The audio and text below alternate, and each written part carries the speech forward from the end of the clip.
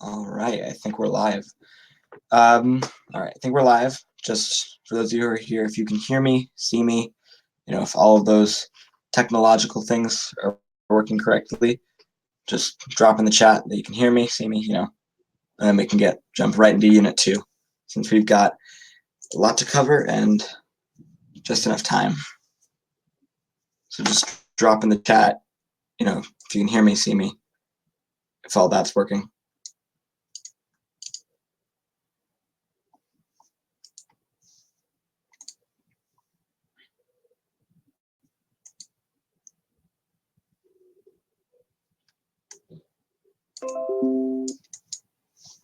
All right, guess we can just jump right into it.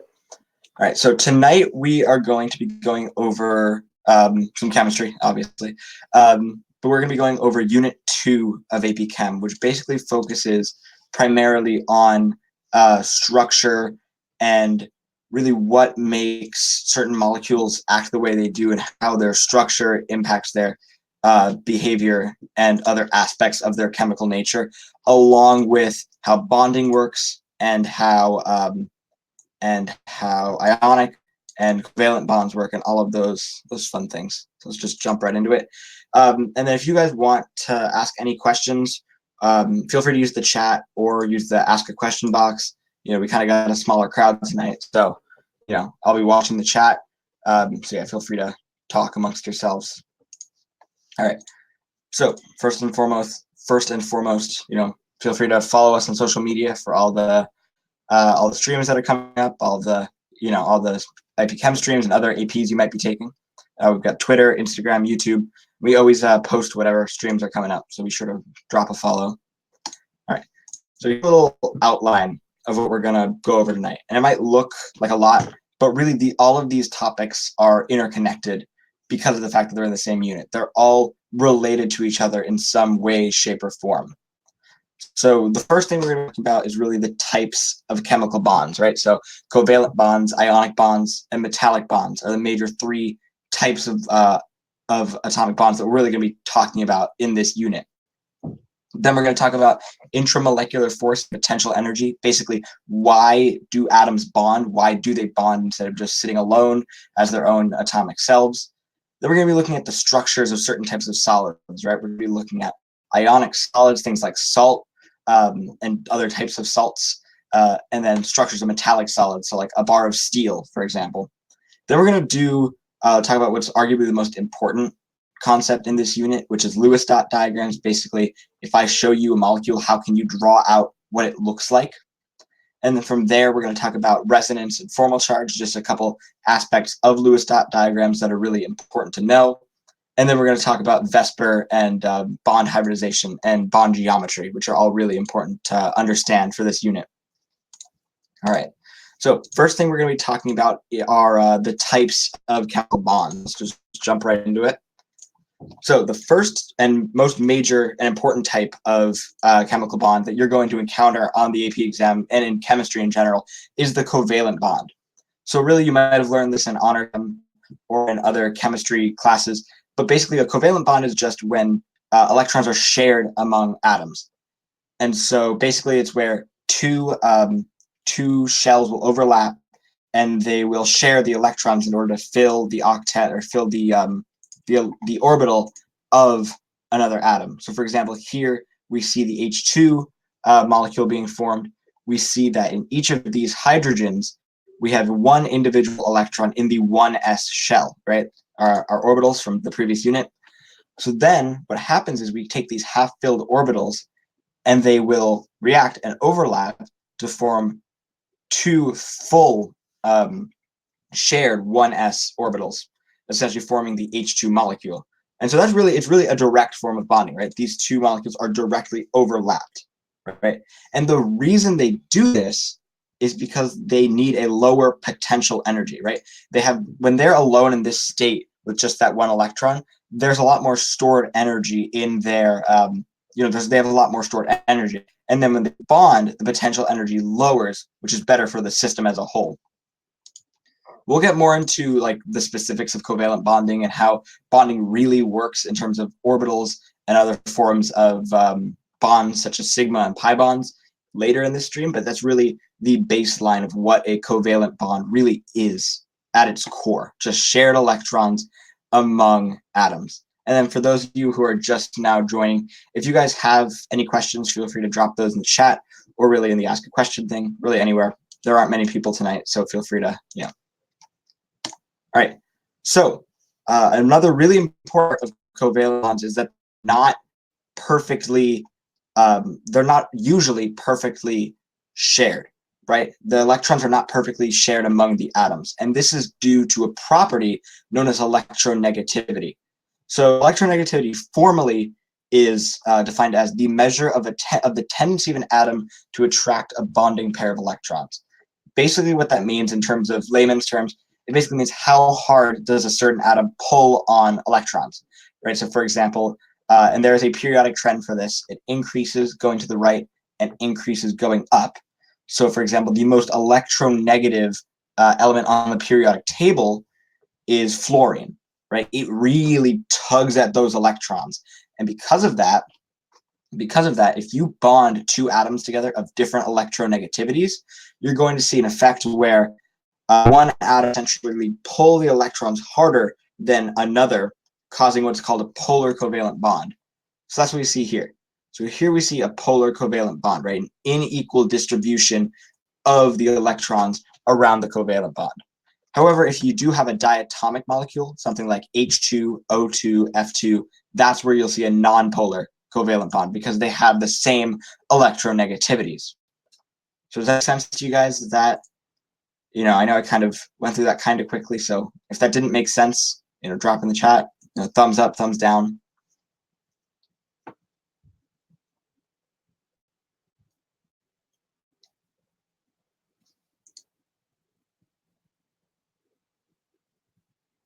All right, I guess that means we'll move on. All right, so here are, perfect, okay. So here are some examples of, okay, there probably is just a little bit of lag. That's not good. So here are some examples of polar and nonpolar covalent bonds.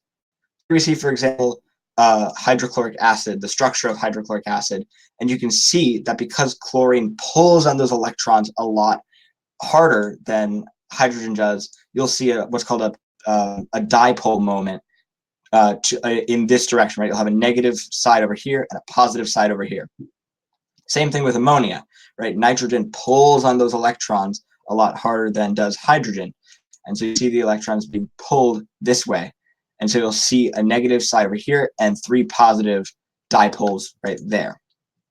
Same thing with chloromethane. You'll see the dipole going this way because chlorine, again, pulls on those electrons. However, you will also have a nonpolar molecule when the structure and the geometry of that molecule is symmetric. So for example, boron trifluoride is a perfect symmetric molecule, meaning that it is nonpolar. And that's because if we look at these dipoles, right, we see fluorine's pulling those electrons in this direction, or this fluorine's pulling them in this direction, and this fluorine's pulling them in the other direction. Those dipoles will cancel each other out, meaning that overall, the actual dipole moment of that molecule is 0. There's no actual polarity to the molecule as a whole. So does that make sense to you guys, the whole concept of those charges canceling out in a symmetric molecule to form a nonpolar molecule as a whole? Again, just drop a thumbs up, thumbs down. Perfect. All right. And I'm going to be doing that a lot through the stream, just to make sure y'all are, picking up what I'm putting down. So same thing here with, I'm not sure what that would be named, I guess, tetrachloromethane, right? You see there's charges going this way, and then these 3 directions. Those will all cancel out because they're the same strength and opposing directions, meaning that they'll all cancel out and cause a net dipole moment of 0, as opposed to these bonds, which are not symmetric, right? We've got the chlorine up here, that's different than these. We've got, we have asymmetrical structure here, and then HCl, that's just a single bond. That can't be symmetric nor non-symmetric. So here is a little practice question that you might see on the AP exam. It definitely could be a multiple choice question. And it's asking which of the following bonds exhibits the highest polarity. So you have H2, you have H bonded to a fluorine, you have carbon double bonded to an oxygen, and carbon bonded to a fluorine. So just take a guess, which of those basically has the biggest difference in electron pull? Basically, which of them? Yeah. All right, Hannah says B. Any other guesses? B? Okay, we're seeing B is the general consensus. Here, I'll wait for maybe one or two more people to chime in. Give you guys another couple seconds. All right, so yeah, the answer is B, right? And the reason that the answer is B is because, so let's go through these one by one, right? H2, we see that those are the same atom on either side, meaning that this, that that letter A has no polarity whatsoever, right? There is really no polarity between hydrogen and hydrogen because of the fact that they're the same atom, right? With C, you see that C double bonded to an O, carbon and oxygen have relatively similar electronegativities, just if you look at the periodic table, right? If you look at the periodic table, carbon and oxygen are right next to each other, or pretty much right next to each other. There might be one or two elements in between. So that means that there really isn't going to be that much difference in pull of electron between carbon and oxygen, meaning that while this bond will be polar, oxygen is more electronegative, it won't be the most polar. And then looking at D, carbon bonded to fluorine, the same thing applies, where carbon has a higher electronegativity than hydrogen does, and so hydrogen bonded to fluorine will have the highest polarity out of 4. So does that make sense to you guys? Is that, do you understand this question? Could you answer it on your own?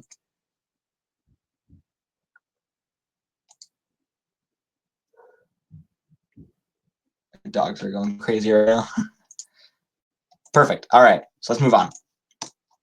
All right, so ionic bonding, right? So ionic bonding is pretty much just as it says. It is bonding that creates ions, right? So traditionally, it's described as an electron transfer, right? The electron in that sodium ion will move to fill the octet of that chlorine atom, thus forming a sodium plus and a chlorine minus, and those two opposing charges stick to each other, right? Opposite charges attract. However, the thing with ionic bonding that you have to remember is that there's technically no such thing as a truly ionic molecule. There are molecules such as sodium chloride that get incredibly close. However, there will always be some covalent character to it. So, for example, take aluminum as an example. Aluminum fluoride, for example. I think that's what it was. The aluminums have 3 electrons that they need to get ripped off of them because they're technically a metal. That takes so much energy to rip 3 electrons off that aluminum that in reality, there's going to be some form of a sharing situation. So while when you see metal, non-metal in a formula, think ionic, also remember that there really isn't a truly ionic molecule where there's a direct, this is no electrons, this is 8 electrons. It's usually this has no electrons, the electrons like are here, and then this is the ion that also is formed, causing them to stick together.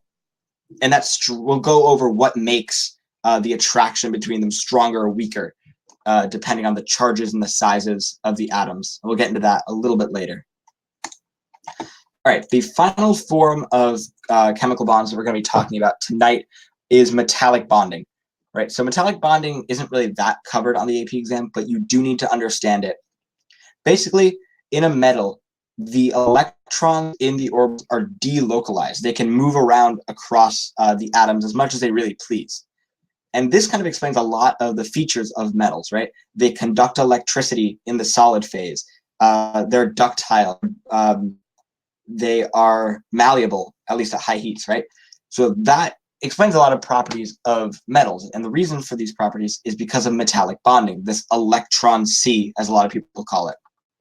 Really, the most important thing to take out of this is that metals can conduct electricity really well in the solid phase because of this constant electricity moving through them. Right. All right, so the next topic that's covered in Unit 2 is intramolecular force and potential energy. So we've just gone over 3 major types of chemical bonds. So now we're going to talk about why do these bonds happen in the first place and what forces within the molecule and within the atom cause this to happen. And the main force behind bonding is potential energy. Right. So let's take a quick look at a graph of potential energy and bonding right here. So here we see a graph where the y-axis is the amount of potential energy, where here's 0, and this is the distance of separation. So here you see they're separated, they're overlapped a little bit, and now here they're overlapped a lot, and then it starts increasing. So let's start talking about the different parts of this this chart. So here we see when the potential energy is near 0, they're separated, right? We have potential energy here, here. However, there's no bonding happening, so the potential energy is not minimized. And then we see as they get closer and closer together, we start to see a dip in the potential energy. The bottommost point represents stabilization. Yes. So we'll get to that in just a second. When you start getting closer and closer, and then you hit here, right? We hit a minimum point. This is where the bond will occur, right? This is as close as the atoms will get, right? And so the reason for this is that you can see once we reach this point, we start to increase again. And the reason for this is because, remember, the electrons are still swarming around this atom. And so when you take these clouds and you get them just close enough, they start bonding, and the potential energy is pretty good. But then you get them too close, and you see electron-electron repulsion and proton-proton repulsion that pushes up the potential energy super high. It almost looks exponential. And so that's actually why certain bond lengths exist, because the optimal potential energy for each bond is different, leading to a differing bond length for differing bonds. Excuse me. So we can, when we look at this, we can start to find some trends in covalent bond length and bond energy, right? So if you have a really high bond length, the potential energy is not going to be as low, meaning it's going to take a lot less energy to break that bond, right? You can also just think,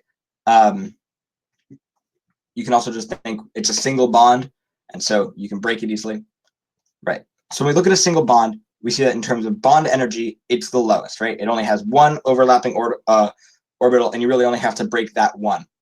And the bond length will be the highest because of the fact that there isn't a lot of constraint on it, right? You're not going to have a bunch of electrons bonding. You're just going to have these two clouds that are overlapping, meaning there's a little bit of wiggle room in the length being longer. So then when we move down to a double bond, this is the medium, right? Bond energy will be medium, and bond length will be medium. And then when we get to the triple bond, we can see that the triple bond is going to be just logically stronger. You've got 3 whole bonds there, so you're going to have to use more energy to actually break those bonds. Similarly, as we start to make more bonds, the atoms are going to have to get closer and closer together in order to get that minimized potential energy, meaning that the bond length measured in angstroms, that's what that little fancy A there is, will be shorter for a double bond and then a triple bond.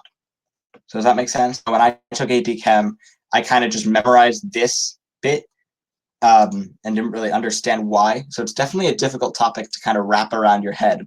It kind of makes sense logically, but at the same time, it kind of doesn't. So, drop any questions you guys have, just let me know if that makes sense to you guys.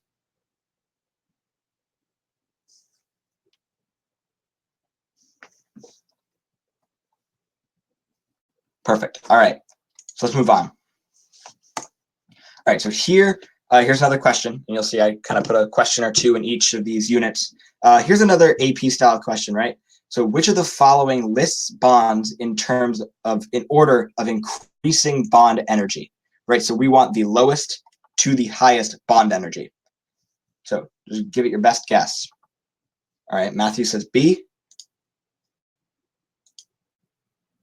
Hannah says B as well. All right, let's see if anyone else has any other guesses.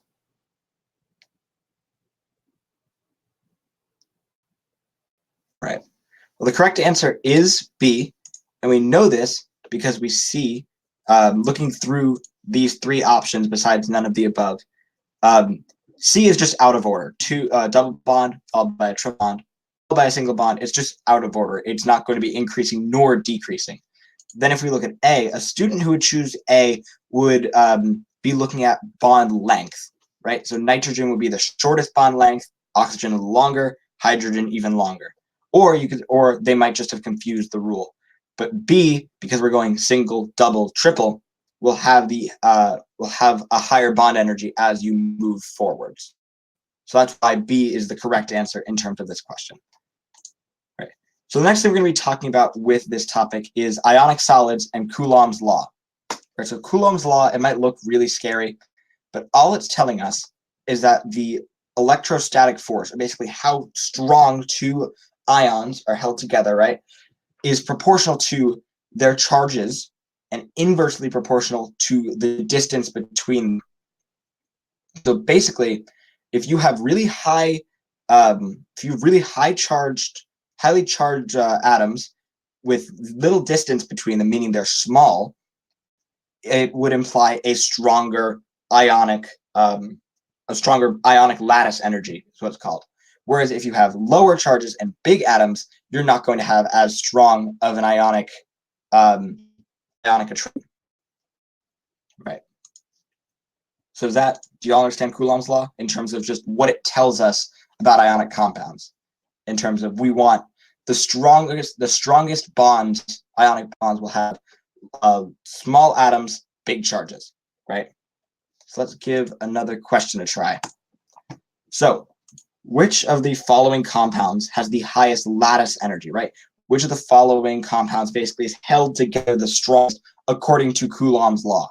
And this is a question, not exactly, but I've seen essentially this exact question on AP exams. And it's really important to understand Coulomb's law from a conceptual point of view. You're not going to have to calculate anything ever, however, using Coulomb's law. So just give it a guess.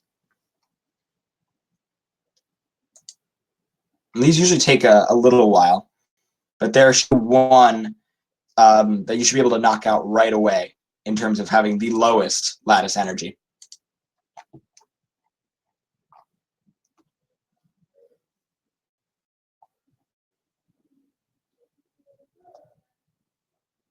So just give it a guess.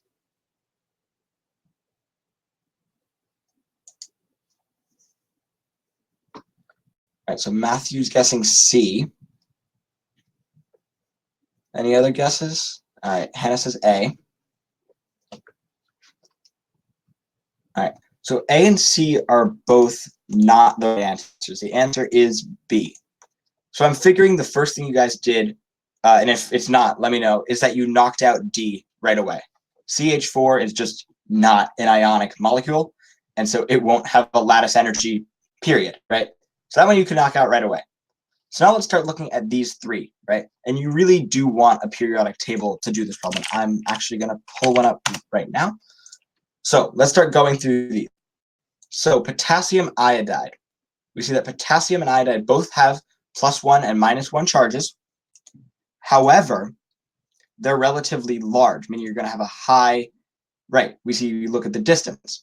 Lithium fluoride, lithium and fluorine, they're small. However, they are +1 and -1.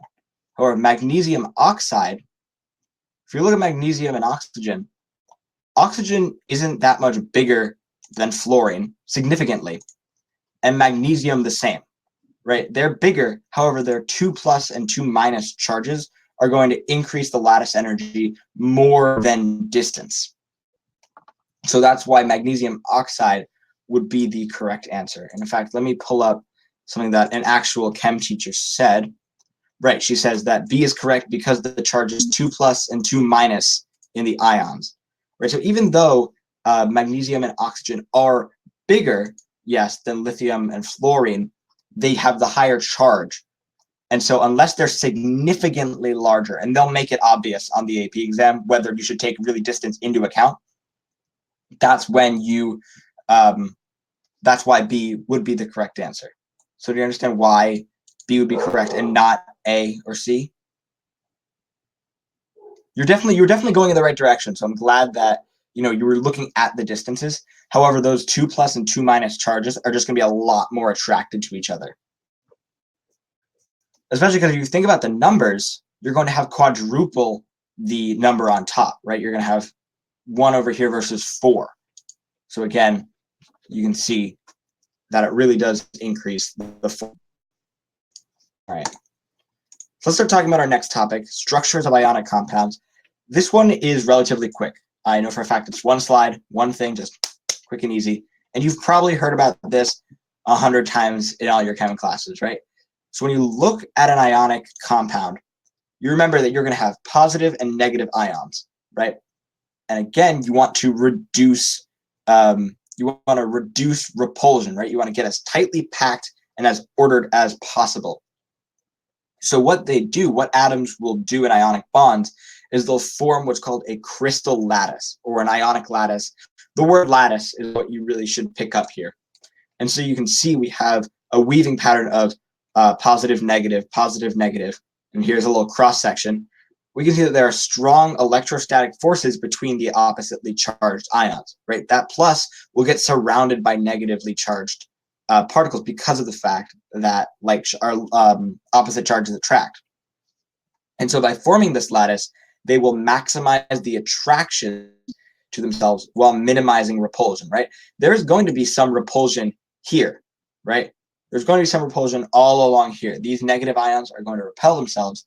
However, and same with these positives. However, this structure, because of the fact that each ion is surrounded by what it's attracted to, it maximizes attractions and minimizes repulsions. Does that make sense? That's really all this unit is, just saying that ionic compounds will form a crystal lattice in order to maximize attraction and minimize repulsion. All right, perfect. All right.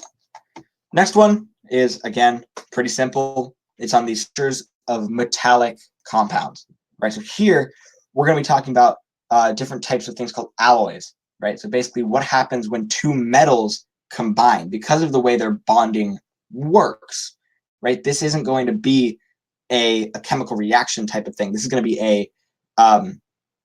be a situation where metals will fuse to form, yeah, exactly, Hannah, substitutional and interstitial, I think that's how you pronounce alloys. Is exactly what we're going to be talking about next. So let's just jump right into it. So there are 2 types, as Hannah said, 2 types of alloys, right? We have interstitial and substitutional alloys. So these 2 are not mutually exclusive. You can have both an interstitial and a substitutional alloy in the same metal. However, the difference is in their definitions. So in an interstitial alloy, smaller atoms will fill the interstitial spaces between larger atoms. Kind of think of it as super tiny balls kind of like in between the metal. In substitutional alloys, you have just that. Similar size atoms replacing the atoms of another metal in that electron sea. So for example, what type of alloy would A and B be, right? So just say like A is blank and B is the other type.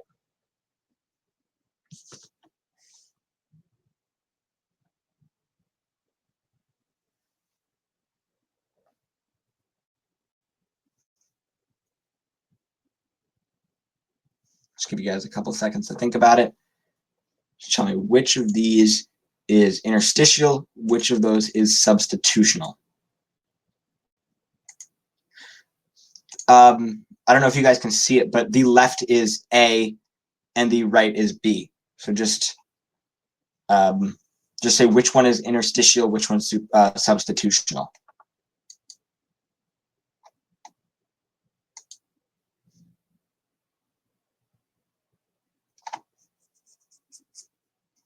All right, so Matthew's saying that A is interstitial.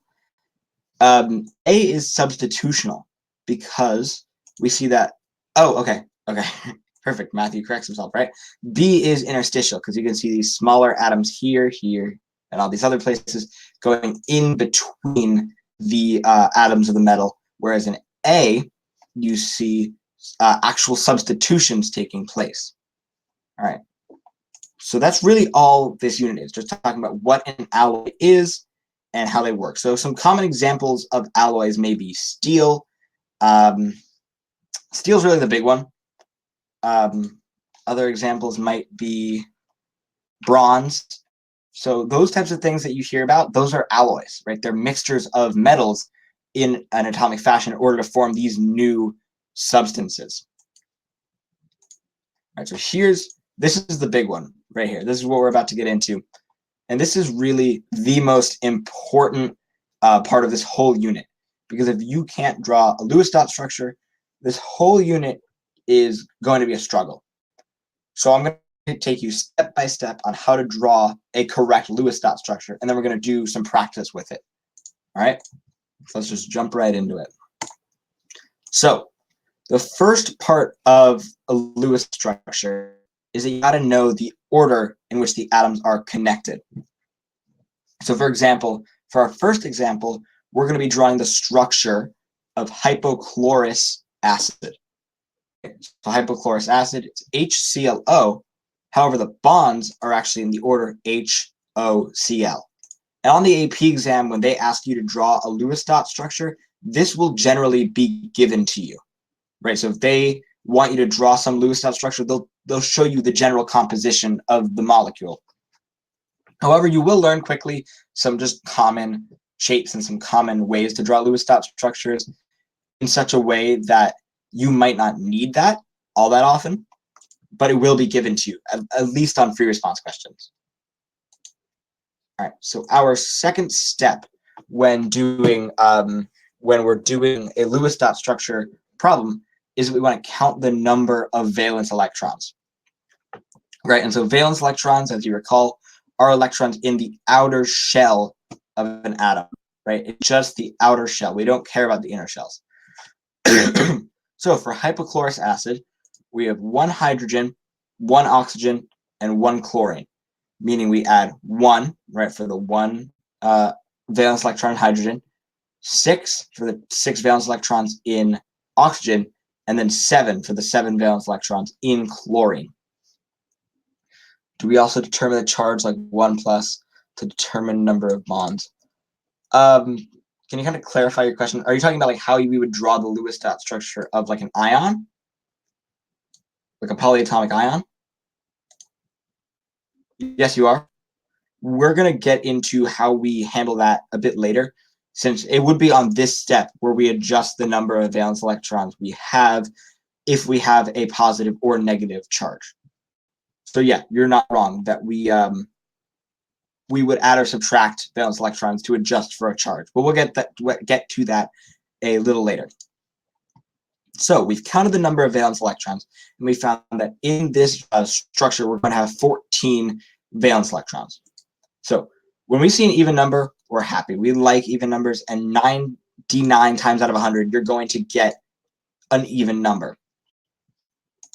So now that we've got our valence electrons, you're going to connect everything with single bonds, right? So you're going to take that H and bond it to the O, and take that O and bond it to the chlorine, right? And then you're going to count the remaining valence electrons. So you have to remember that a covalent bond, as we talked about earlier, is a shared bond between two atoms. So because of this, basically each line that you draw is 2 valence electrons that you're going to have to count out.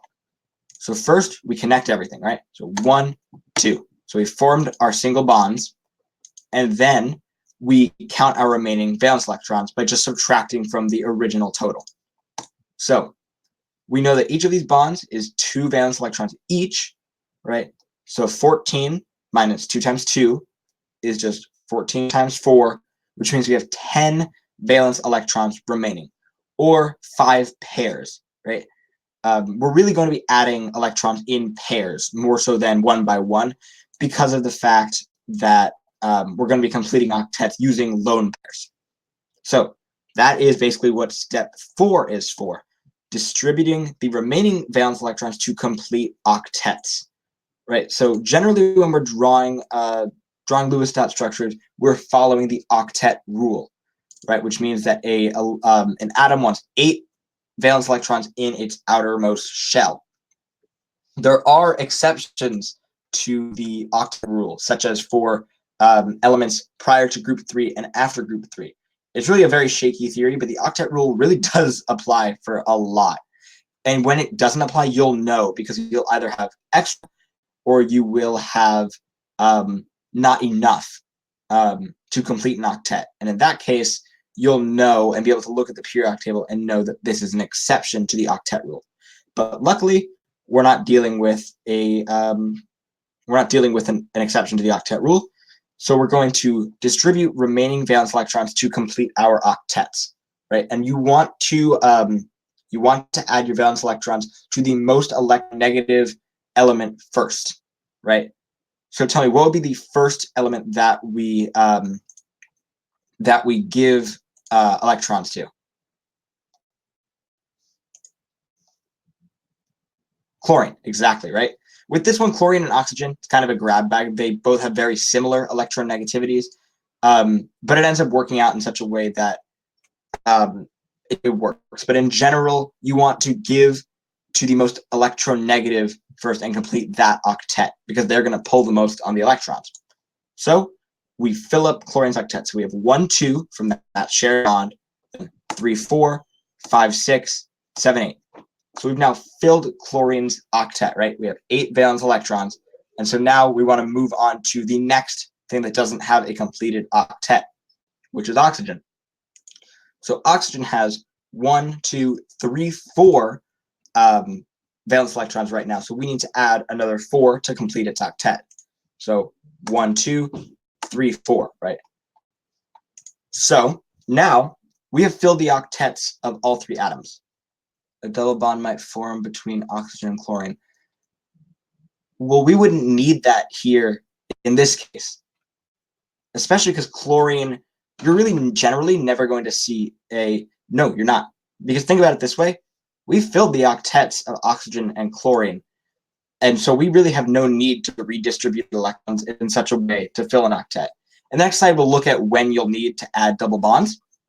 But for example, with chlorine, if you were to add another bond here, now oxygen would have 1, 2, 3, 4, 5, 6, 9, 10 atoms, which is overfilling its octet, which an atom like oxygen cannot do. Furthermore, chlorine generally will only form single bonds. So we will not be seeing a double bond in this situation, but it was a good thought. It's definitely a really good thing to be watching out for. Do we always have to calculate FC to determine double versus single? I'm figuring when you say FC, you mean formal charge. You don't really have to calculate formal charge. You'll just know, because we'll talk about in the next slide. You'll see situations where you can't fill an octet, and then you have to redistribute an electron pair to form a double bond. However, yeah, you might have a situation where you might have, let's say, a negative formal charge on something, and forming a double bond might reduce that formal charge to a 0, right? And that will make the Lewis structure more optimal, right? And we'll talk about later why you want to minimize formal charge. But yeah, formal charge and whether or not you have a double and a single bond are definitely highly related, but they're not directly causal, right? So here is step 5, right? If step 4 doesn't complete octets, create double bonds, right? So our example would be nitrous acid. So just drop in the chat which atom does not have its octet completed, right? Is it hydrogen? Is it oxygen number 1, nitrogen, or oxygen? Right, nitrogen. Exactly. So we see that nitrogen has 1, 2, 3, 4, 5, 6, right? And we also see that oxygen only has a single bond, right? And we see that if we distribute this electron pair here to form another bond, we get a double bond. And the reason we do this, and we'll talk about this later, is not only to complete the octet of nitrogen, but also again to reduce formal charge, which we'll be talking about later when looking at Lewis dot structures more in depth. But in general, you'll know when you can make a double bond. Typically, like oxygen will form double bonds. Oxygen's really the main one. So nitrogen will form triple bonds. Sulfur might form double bonds. So it's really, you'll know. It might be difficult now, but when you just, the real key to doing something like this is just to do practice after practice after practice. And that's what we're going to do, right? So here is an AP style free response question about Lewis dot structure. So it says, complete the Lewis dot structure of O2F2 shown below by adding in all of the electron pairs, right? So remember our steps, right? We count valence electrons, with single bonds, and then distribute our valence electrons. So I'm going to pull up a little whiteboard and show you guys how to do this step by step. So let me just close this out. Chrome tab. There we go. So we had it like this, right? F, O, O, F. So what is our first step when doing a Lewis dot structure like this? Do you recall, what was the first thing that we did after finding out the order that the atoms were bonded in? Electronegativity. Right, electronegativity is going to play a role. You know, we found the most electronegative, right? It's going to be fluorine.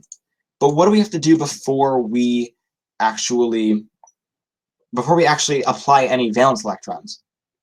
We have to figure out how many there are, right? That's a step that a lot of people forget because they kind of think about the stereotypical bonding practices of certain atoms. And that definitely is going to be a shortcut for you guys in the future. But for now, definitely be sure to go step by step in terms of counting the valence electrons. And I'm just erasing this just to make it look prettier. It just wasn't big enough, and it was kind of spaced weirdly. So how many valence electrons are we going to find in fluorine? 7, right? So we have 2 times 7 plus 2, right? We have 2 oxygens times how many in oxygen? 6, right? So 2 times 7 is 14 plus 12 times 2 times 6 is equal to 26 valence electrons, right? So now our next step is to just connect everything, right? We want to connect everything with a single bond, right? So single bond, single bond, single bond, right? And so how many valence electrons did we just use up by creating those 3 single bonds? We used up 6, right? Created 3 bonds, each with 2 valence electrons each. So what we do is, just to keep track of things, we're going to cross out the 26. We're going to remind ourselves that we have 20 valence electrons to play with, right? So now is where we start talking about electronegativity. So where are we going to assign electrons first to complete octets? Which element?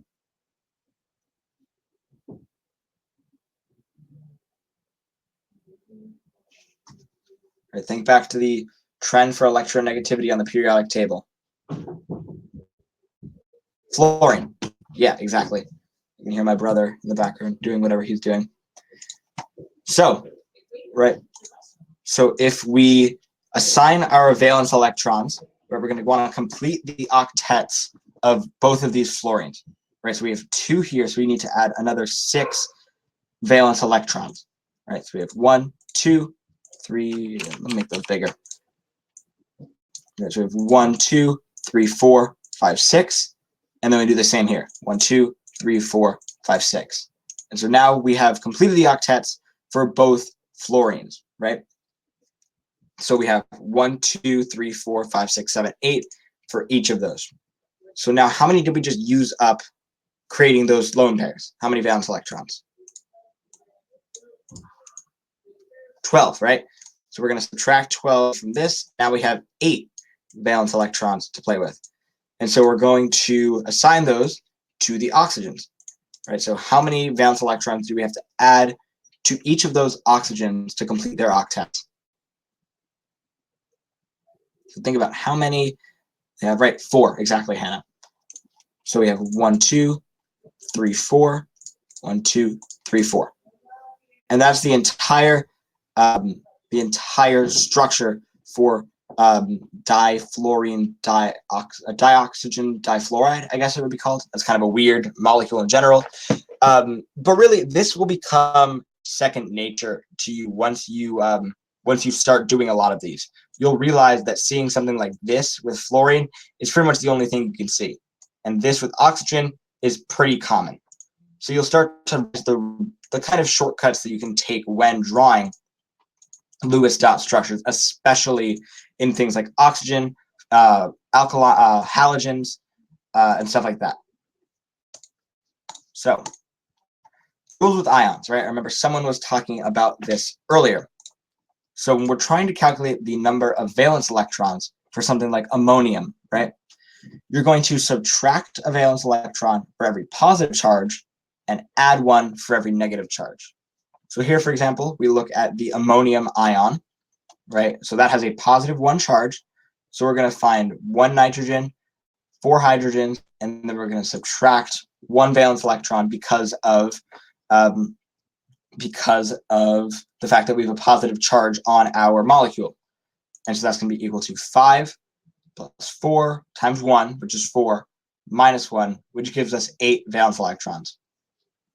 And then we just treat it like normal, right? We just create our bonds and apply our valence electrons. However, we realize that after we've created these 4 bonds, we don't need to add any lone pairs. Every octet has been satisfied. So that is really a generally easy one to look at. All right. And also, you might realize that if you guys know about formal charge, you might notice this nitrogen will have a +1 formal charge. And so we'll talk about later that there's a connection between formal charge and the overall charge on a polyatomic ion, such as ammonium. So now we're going to jump right into a very connected topic to Lewis structures, and those are resonance and formal charge, right? So resonance and formal charge are kind of side topics from Lewis structures, but they're incredibly important because they help to describe not only how molecules look and how they act. It helps to describe the charges applied to each atom and what happens when you can draw different structures, valid structures for a certain molecule, and how that affects bond lengths and bond energies. So formal charge. So formal charge is the charge assigned to an atom in a molecule, right? So even if you have a neutral molecule, you might have times when an atom isn't bonded the ideal way it wants to, and so it will take on a sort of charge. And so, as I mentioned earlier, the sum of all formal charges in a structure add up to the molecule's charge. And this will make sense once we take a look at an example in a few minutes. So the formula for a formal charge for a specific atom is that you take the number of valence electrons it has, right? So for example, oxygen, it's 6, fluorine, it's 7, carbon, it's 4, and you subtract the electron count. And what the electron count is, and this took me a really long time to wrap my head around, it was the amount of bonds plus the number of lone electrons, right? Or 2 times the number of lone pairs. Really what this boils down to is you're going to add up the sticks plus the dots, right? And we'll see how that, what that means in a little bit. Basically, the sticks being the number of bonds, and the dots being the number of lone electrons. So taking a look at ozone, right? O3. We want to find the formal charge of each oxygen in ozone. So we have 3 different oxygens here, right? We see a double bonded oxygen, an oxygen with what is 3 bonds, and an oxygen with just a single bond. So let's start taking a look at these formal charges. So the formal charge will always be 6 minus something, because the valence electrons in oxygen is 6. So here we have 6 minus, I remember dots plus sticks. So we have 2 sticks and 4 dots. So that's 2 plus 4. So 6 minus 6 is 0, right? If we're looking at now this middle oxygen, we see that we have 6 valence electrons again. However, we have 3 sticks and 2 dots, meaning it's going to be 6 minus 5, which gives us plus 1. Then if we look over here, this one is one that you'll get really familiar with oxygen specifically. So usually you'll be able to just point this out. But if you wanted to calculate it, which we're going to, we do our normal 6 minus 1 stick plus 6 valence electrons gives us a formal charge of minus 1. So does that make sense? Why different formal charges are the way they are? All right, perfect. So when drawing your Lewis dot structures, you want to minimize formal charge. So this may be a reason why you create a double bond, because of the fact that you can minimize your formal charge by creating a double bond and still maintain your octets. So with ozone, for example, you see we can't really minimize this formal charge. However, just looking at these formal charges, what is the overall charge on the ozone molecule?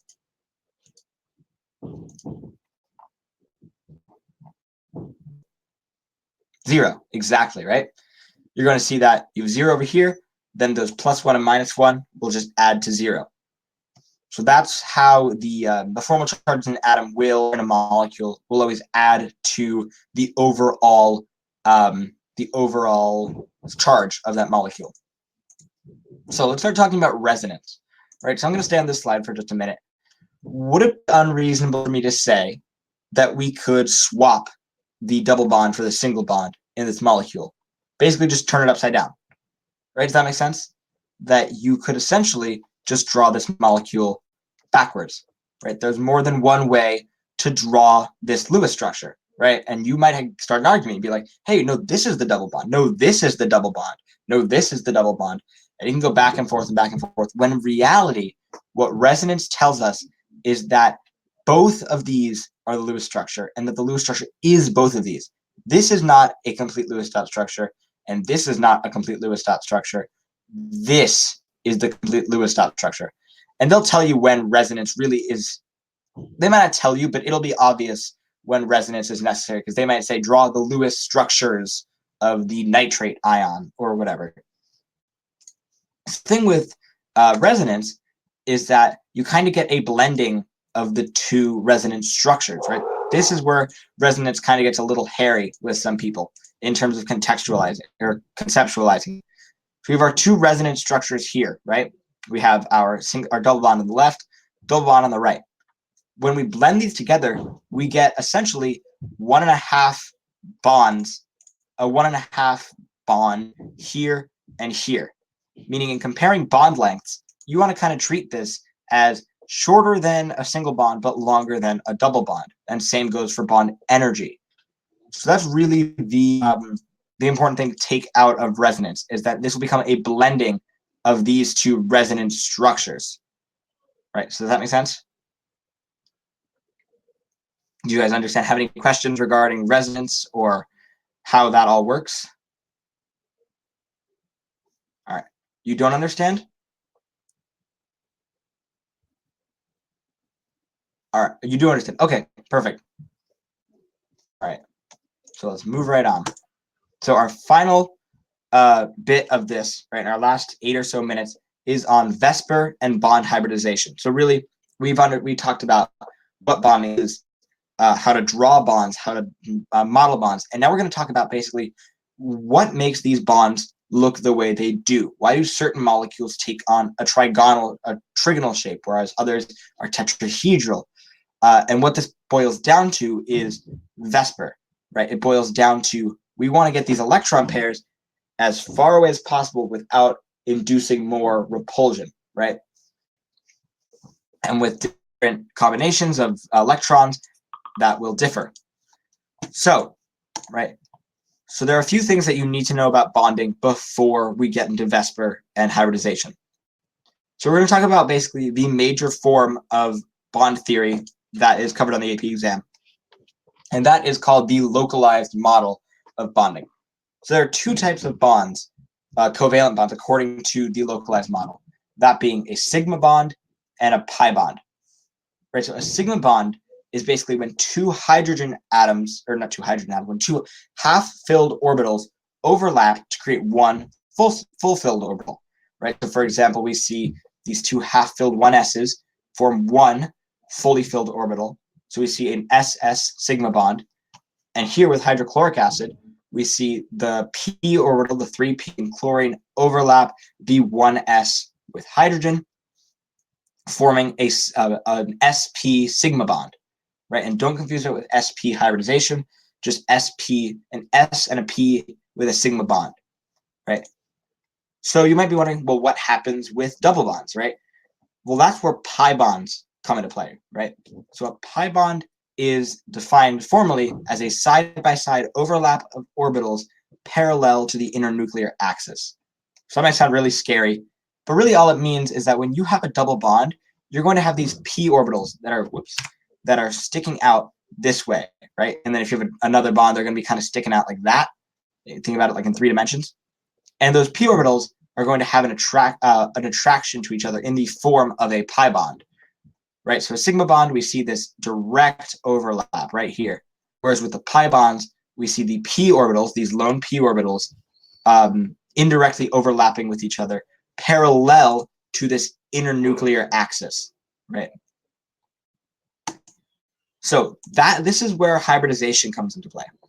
So hybridization is really where atomic orbitals obtained, they're the atomic orbitals obtained when two or more non-equivalent orbitals of the atom combine in preparation for covalent bond formation. So really what this means is that when we're looking at covalent bonds, right, we're going to have to hybridize our orbitals because of the fact that if we look at methane, right, for example, CH4, we're going to see that this won't form 4 hydrogen bonds or 4 bonds with hydrogen because of the fact that we only have 2 half-filled orbitals. So the first step in hybridization is where we graduate one of these s orbitals to this empty p spot, right? So we have 1 half-filled s and 3 half-filled p's. Then what happens afterwards is that we hybridize, right? We take all these half-filled orbitals and we fill them, or we hybridize them into an sp3 hybrid orbital, which has 4 half-filled orbitals, which means we can form 4 sigma bonds. So that is really why hybridization matters. It helps atoms bond in a way they wouldn't be able to with just traditional s and p orbitals. So here we see what those 4 orbitals look like, where we have each of the 4 sp3 orbitals that, when put together, form a tetrahedral shape, right? So we see that when this happens right here, it forms each of these 4 individual orbitals, right? We have an sp3 facing this way, facing this way, facing this way, and facing this way, right? And so when put together, we get this whole tetrahedral model of the sp3 hybridized orbital. So when we're talking about molecular geometry, hybridization has a direct relationship, right? So let's just first start talking about VSEPR, right? VSEPR stands for valence shell electron pair repulsion. And all it basically states is that in a molecule, lone pairs repel each other to reduce repulsion. So it may sound a little weird, but basically, they will repel themselves just until they can get as far away from the others as possible.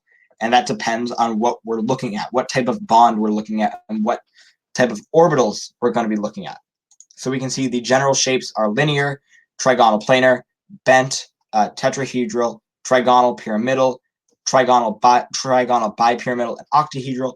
Those you'll just kind of have to memorize in terms of knowing what they look like.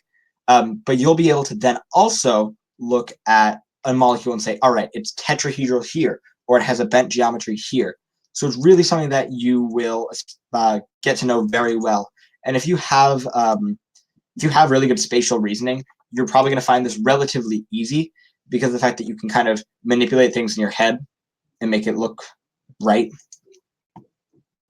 So there's a distinction to be made, however, between molecular geometry and electron geometry. So molecular geometry is just what does it look like? If you were to like almost zoom in on this molecule, what would it look like? So that's what's shown in black here, right? We see the tetrahedral shape, the trigonal pyramidal shape, and the bent shape. However, when we take into account the actual electrons, right?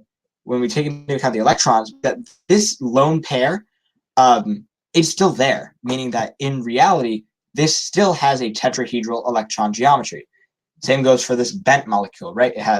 It's kind of hard to represent in 2 dimensions, but you kind of have the two atoms together here, then you'll have a lone electron pair right there and a lone pair there. And the reason we see different shapes is because according to Vesper theory, those lone pairs will repel a lot harder than do just regular bonds. And so that is why we get shapes like trigonal pyramidal, bent shapes.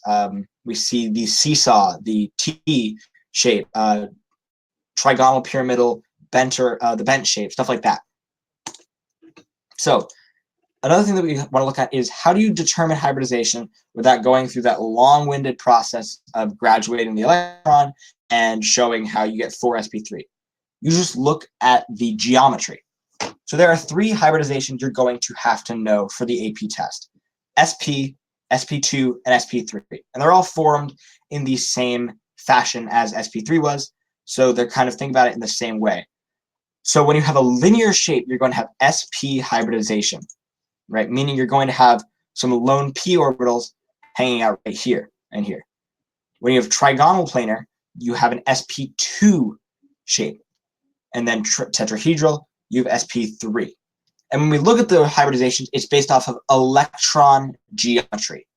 So for example, in water, right, what would be, here, I'll pull up this whiteboard again. Right, so I'm going to draw a structure. Now tell me what the hybridization around oxygen will be. Right, so there we go. So if I just draw you, if I draw you this. So we have water, and I'm going to draw in oxygen's lone pairs. Just 1, 2, 3, 4. So what is the hybridization about the oxygen, in this situation? Right? Think about the electron geometry, not about the molecular geometry. All right, so Hannah says sp. It would be sp3. Because if we try to look at the geometry about this oxygen, we can see that we're going to see this hydrogen here bonded to the oxygen. We're going to see that hydrogen there bonded to the oxygen. Then you're going to have this lone pair right here. And then you're going to have a lone pair right here. So therefore, the electron, okay, you didn't take the electrons into account. Exactly. You want to always take the electrons into account when looking at hybridization, right?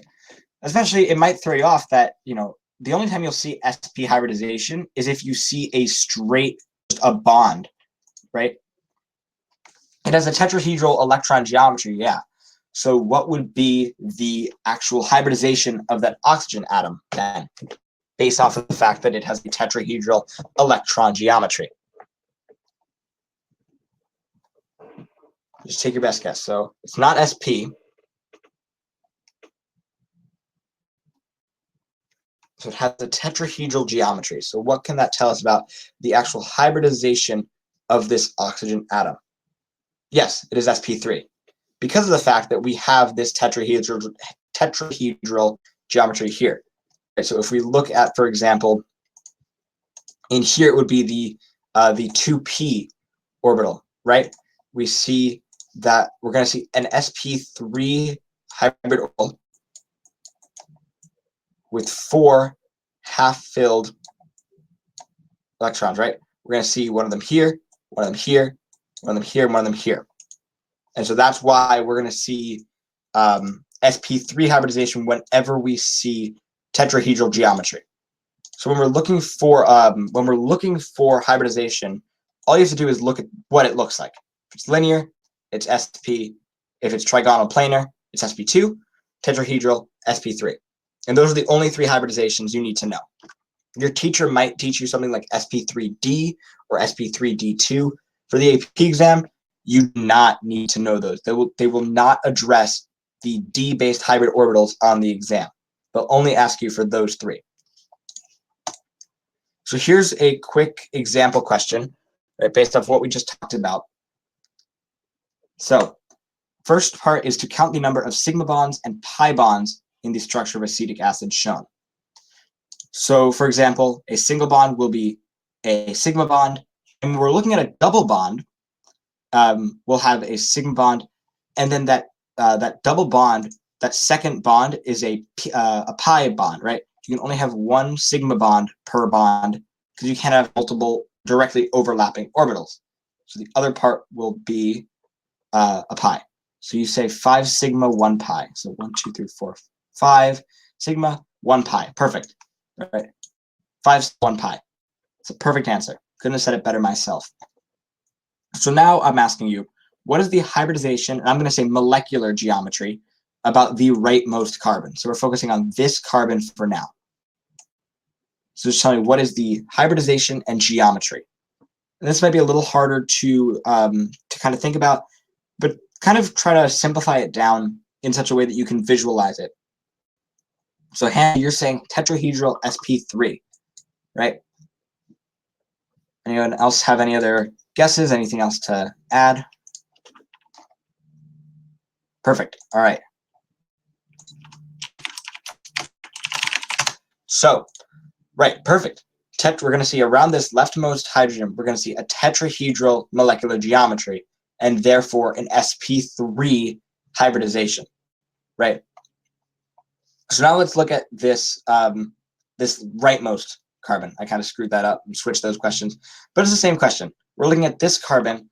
What would be the hybridization and the molecular geometry about it?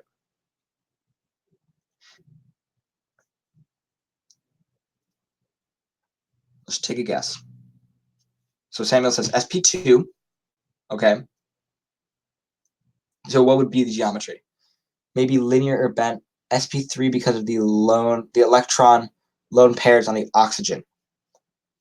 Okay, so we're looking at this carbon. So kind of, we're looking at the geometry about one atom. We're not really going to care about what's going on with the lone pairs in the oxygen or the lone pairs here, due to the fact that we just want the geometry about that carbon. So it isn't going to be linear or bent, right? We have 3 bonds here, right? The 1, 2, and 3. And we see that we have no electron pairs on the carbon that we're going to see. So we're going to see, yes, trigonal planar geometry, right? And we know that it can't be anything like tetra because of this double bond, right? We're never going to see double bonds in a tetrahedral geometry. So Samuel, you were correct earlier in saying that this was sp2 hybridization, right? We see sp2 hybridization, and that's why we have room for this double bond here, because when we have sp2 hybridization, we're going to have is tetrahedral the expected hybridization? Matthew, can you kind of explain your question? I don't quite understand what exactly it is that you're asking. But yes, when we have sp2 hybridization here, we're going to have one lone p orbital that's going to form a double bond with that oxygen. So we're going to kind of wait for the expected versus actual. I don't really know what you're referring to, especially with hybridization. Are you referring to, is it something that I went over regarding like electron geometry?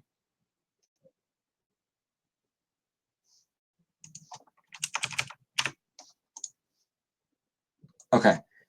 Yeah, I don't really understand what exactly it is that you're asking about. So that's it. That's unit 2. I know that was probably a lot of information that I kind of just shoved in your brains in an hour and 10 minutes. So just last minute, any questions about unit 2, about AP Chem, really about anything? I'm happy to go over any questions that you guys have in general about chemistry. Is unit 3 gas laws? Unit 3 is, let me pull up the CED. I believe unit 3 does have the gas laws in it. But yeah, I think Hannah, you're correct in saying that it is intermolecular forces. So Hannah says, so there are linear, trigonal, and tetrahedral. There are a ton of actual shapes in terms of molecular geometry. There are a ton. There's linear, trigonal planar, bent, tetrahedral, trigonal pyramidal. There's trigonal bipyramidal. There is T-shaped. There is seesaw. You kind of have to look them up. I can try to find a picture, actually. Wait. It might not look that great on the slides, but I'll try to find an image of every single Vesper shape for you. There we go. Here's a good one.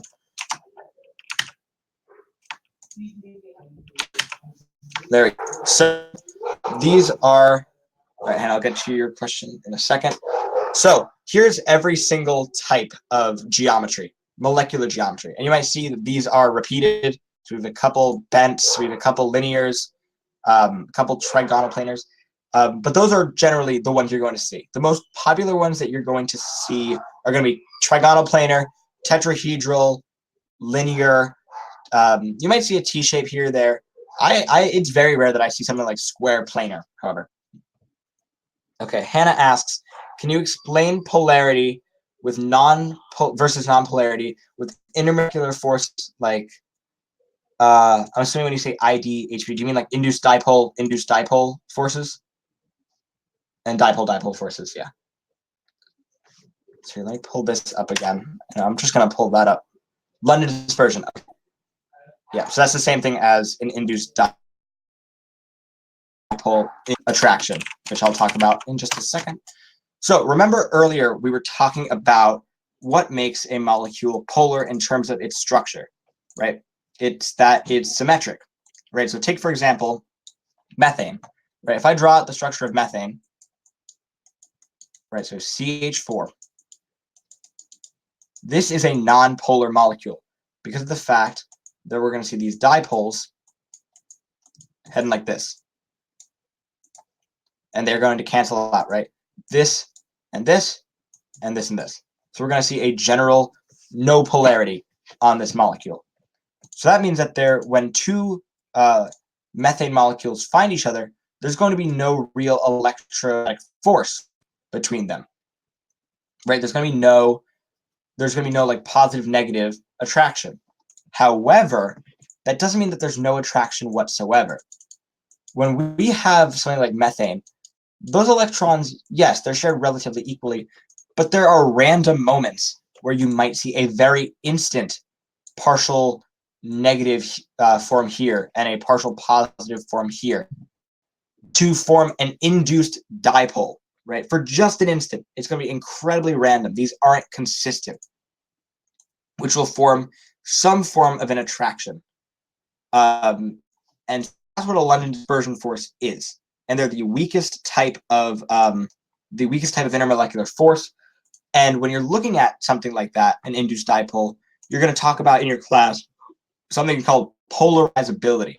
Essentially, how can you gauge how strong a London dispersion force is?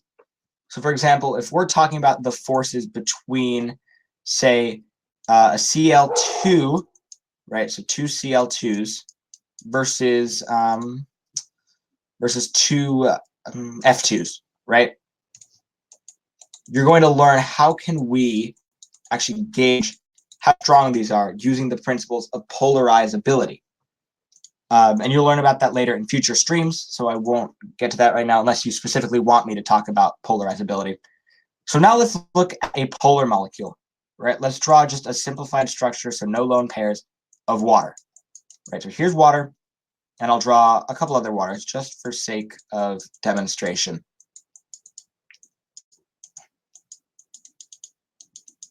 There we go. Perfect. So here we have a polar molecule, right? We're going to see that oxygen is much more electronegative than hydrogen. So those electrons are going to be consistently pulled in oxygen's direction, which is what differentiates a London dispersion force from a dipole-dipole force. So we're going to see a partial negative charge on that oxygen and a partial positive on those hydrogens. There's a partial negative, partial positive, and I'm just going to draw them all in. And so what we're going to see is much stronger and much more defined attractions between these negative parts of the water and these positive parts of the water, which forms much stronger attraction between the dipoles. Does that make sense? you understand that? Perfect. All right. Do you have any other questions from anyone about chemistry, about anything we talked about tonight? And I kind of just gave you a quick preview what our next stream is going to be on. But, all right, so if no one has any more questions, I think we're done for the night. So I'm going to hang out for just just for a minute or two more, maybe 30 seconds, just to see if anyone else drops a question, and then I will head on out. So I think it doesn't look like anyone else has any more questions. So I'm going to sign off for the night. So have a great night, and good luck in your chem class.